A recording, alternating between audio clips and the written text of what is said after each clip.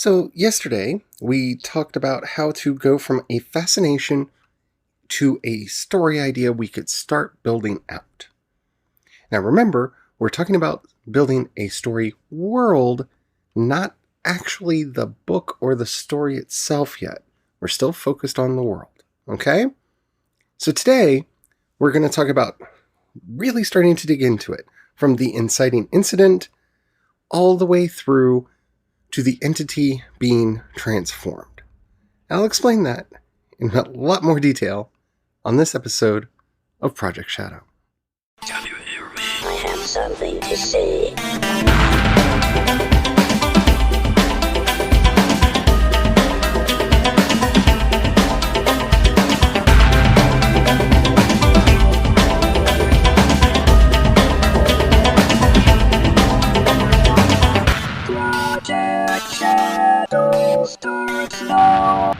Hello everyone, how are you doing today? I hope you're doing alright. We're doing pretty good. Mostly just trying to keep our spirits up and keep moving forward. By the way, my name's Charlie. You might know me better as sci-fi fantasy writer C.E. Dorset, and today we're continuing our little seminar on World Building 101. And today we're going to be actually getting to the part where many people start and finish. But it's just the beginning. It's just the beginning. Alrighty. But before we get into all that, if you haven't already, please do take a moment to rate this podcast in whatever app you're listening to me on. And if they don't let you rate it, or even if they do, maybe share it with other people to help get the word out about what we're doing here. It really helps me out a lot. And I can't thank you enough for everybody who does that. Alrighty. So let's just get into it, shall we? The next thing that we're going to be doing, and remember, we're following John Bonnet or Bonnet, I don't know how to pronounce his name, never heard it said out loud, his ideas from Stealing Fire from the Gods. I highly recommend that you read the book. I am giving you kind of a brief overview of all of these ideas. I highly recommend that you read the book. This book is so good that I've actually bought several editions and own several editions and flip back and forth to see how it's developed over the years. I mean, I'm obsessed with this method. We're also going to eventually get to some of N.K. Jemison's ideas, but that's in the future. All right. So now we have taken our fascination and culled from it our subject and our quintessential, the essence, the thing that's going to hold our story together. So now, the next thing we're going to do is determine the threat and the inciting action. Now, don't get this confused for the inciting incident in your book. These are not the same thing. These are not the same thing. Though they could eventually be the same thing. So, for example, if I can go back to Star Wars for a moment, the first Star Wars movie that came out was Episode 4, A New Hope. The inciting incident for that movie is Vader trying to, well, depending on your point of view, is either Vader trying to capture the ship in orbit or the droids coming into contact with Obi-Wan. I'm sorry, yeah, with Obi-Wan, because you have to get them from Luke to Obi-Wan for the story to really start kicking off. The actual inciting action is Palpatine changing the Republic into the Empire. And that's a part of the story that was not there, but it was necessary for the world.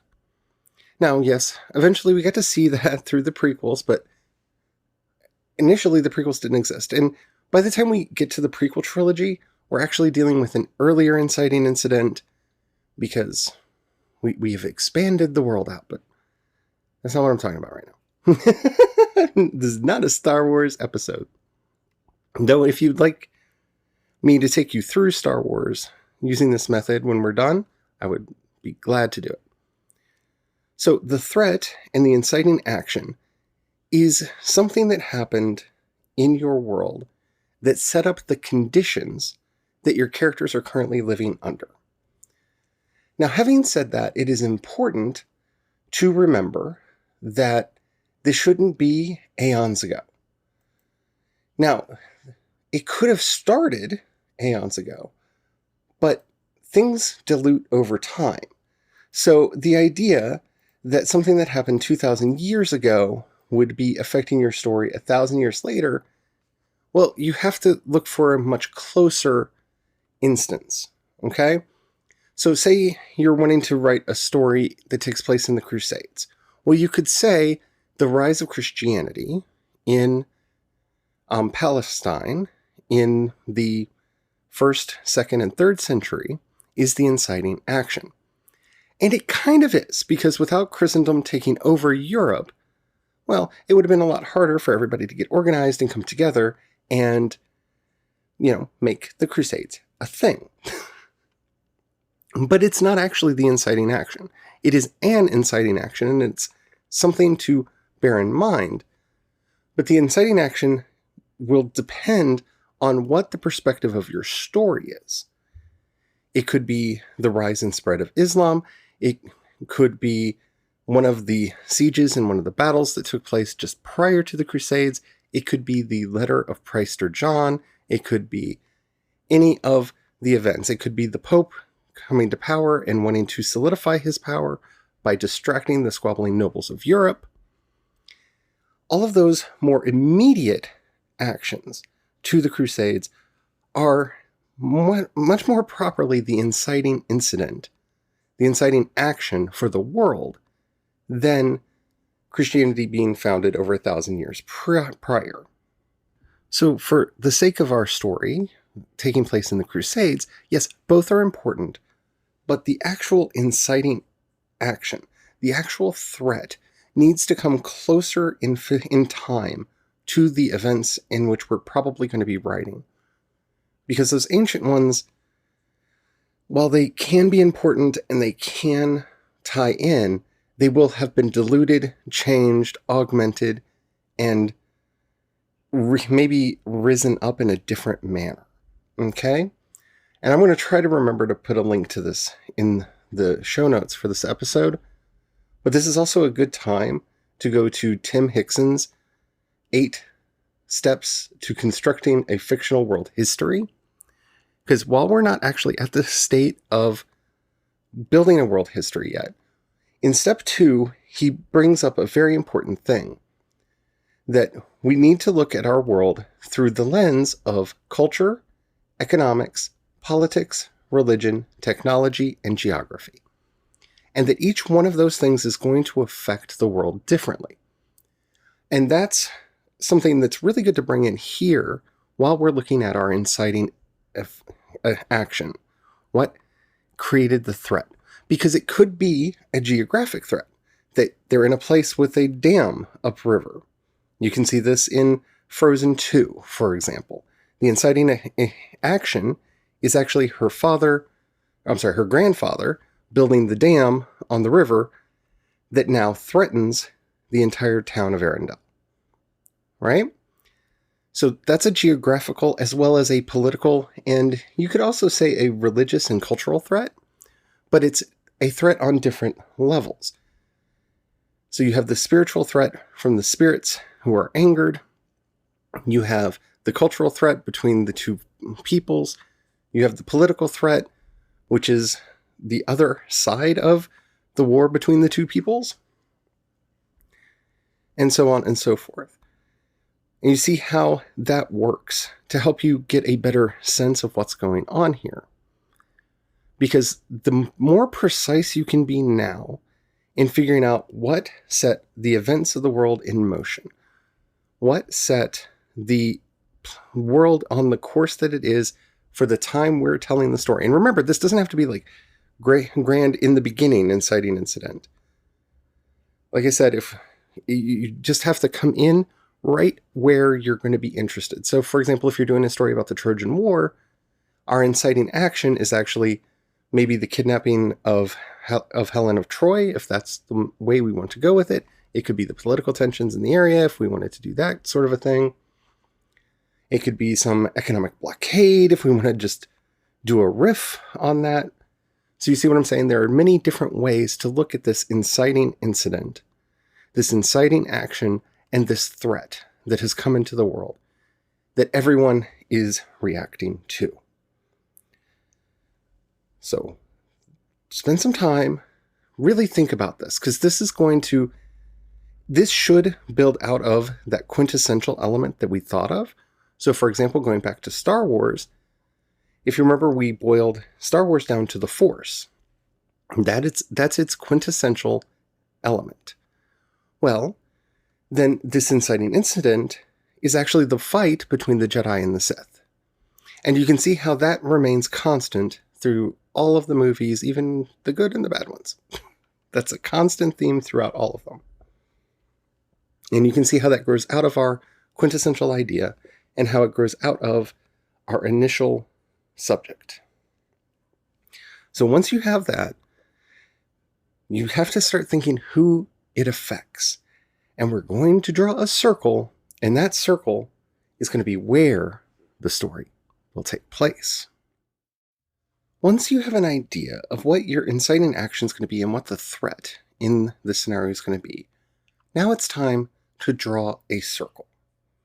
And it's important here, we're not drawing a map, we're defining our story world.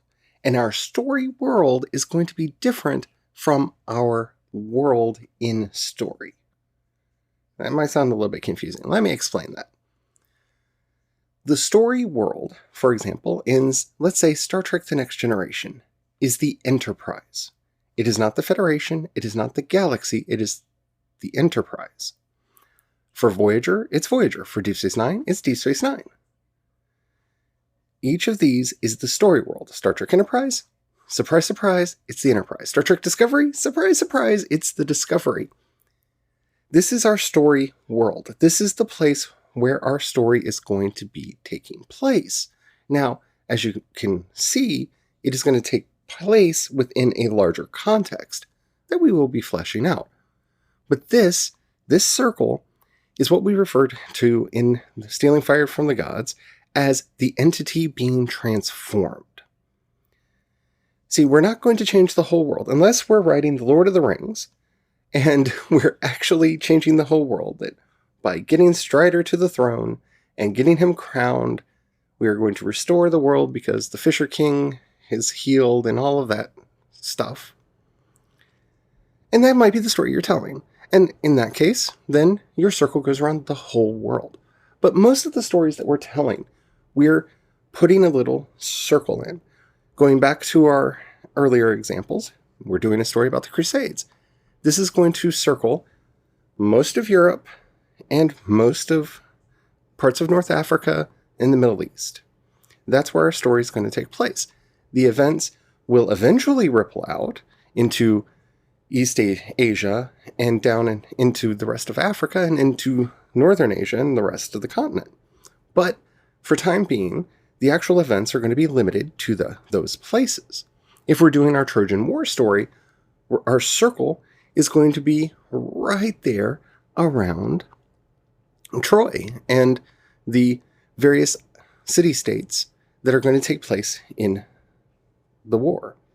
Probably, though, focusing mainly on Troy. But there you go. So picking this circle is one of the first really important questions that you have to ask yourself, because this is not the character. This is the place the character is, the world the character lives in, the world that the character themselves will be changing. So in Star Wars, this is the entire galaxy, because all of our heroes have an effect on the galactic government, and that effect on the galactic government affects everyone in the galaxy. So they are actually trying to transform the galaxy. That is a hard circle to maintain. And if you don't believe me, watch the sequel trilogy. They show how untenable that can be. Because the larger the circle, the higher the stakes have to be. The higher the stakes have to be, well, the harder it is to make the stakes believable and present. And then you start dealing with power creep and what have you. I mean, think about Buffy, the Vampire Slayer, right? In the early seasons, she's just defending the school. and then she's defending the town, and then she's defending the world, and then she's kind of defending the galaxy, the whole universe, because of all the demons and dark forces trying to flood through. Charmed, same power creep. Because if you don't draw your circle and maintain your circle, well, every time you tell a story here, you're going to have to escalate. You're going to have to grow out of it. You're going to have to make the circle bigger and make the circle bigger and make the circle bigger. At a certain point, the circle can't grow anymore. This is the place that the Marvel movies find themselves in, right? After Infinity War and Endgame, the circle is around the entire cosmos. When Thanos snapped his fingers, he affected every planet, every species, every creature in the known and unknown universe. So defeating Thanos did the same thing. So what you're going to see them do is, starting with the newer movies, and you can see this starting to happen with Far From Home, but you're going to see this more in the other movies, they're going to start shrinking that circle back down again and slowly growing it back out, because they're going to have to define a new circle.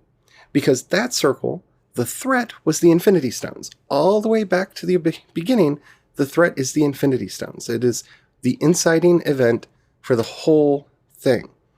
Well, they are no more. So that entire series is done. The circle has been complete. It's finished. So they're going to have to draw a new circle around a new set of events and start building it up again. This is what you're doing with the entity being transformed. And this is where, like for me, I do a lot of stories that take place in the same universe, but in their own series. Because the series draws that circle in the world. I do this for a couple reasons. One, it allows me to reuse my world building, so I'm not constantly in a state of having to reinvent the wheel. I create a fantasy world that I like, I create a sci-fi world that I like, I create an urban fantasy world that I like, and I just continue to build it out, flesh it out, and grow it, and I just draw a different circle somewhere else, and that's where the story is going to happen, and that's where the story is going to take place. For people who are not interested in doing that kind of universe building or that kind of series building, and want to do this story by story, then be careful in this part of the process to draw your circle properly. Because if it's too broad, you're going to have to spend a really long time developing that universe. Like I said, with Lord of the Rings, that does affect everything. Tolkien spent his entire life fleshing out how that works and all the different parts and components and everything that led to everything to get there. If that's what you want to do, go for it. Have fun with it. But also remember, if you're not building a shared universe for your stories to take place in, you will be doing more world building for each project. That is, of course, unless you're working in the real world. But even then, that requires world building because you have to make sure that you understand the cities and the places and the times, and world building is a constant thing. So ask yourself very seriously, what is the entity I am transforming? What am I drawing the circle around? And you'll see this from the threat. This is why that threat and inciting action is important. Because the inciting action for, say, a series like Star Trek The Next Generation is the Enterprise has been commissioned and sent out on a 5-year mission to explore strange new worlds, and to seek out new life and new civilizations, and to boldly go where no one has gone before. And that's the inciting action. And that's actually where our story starts, with Encounter at Farpoint. And our circle gets drawn around the Enterprise. And every event that takes place in the story comes out of that.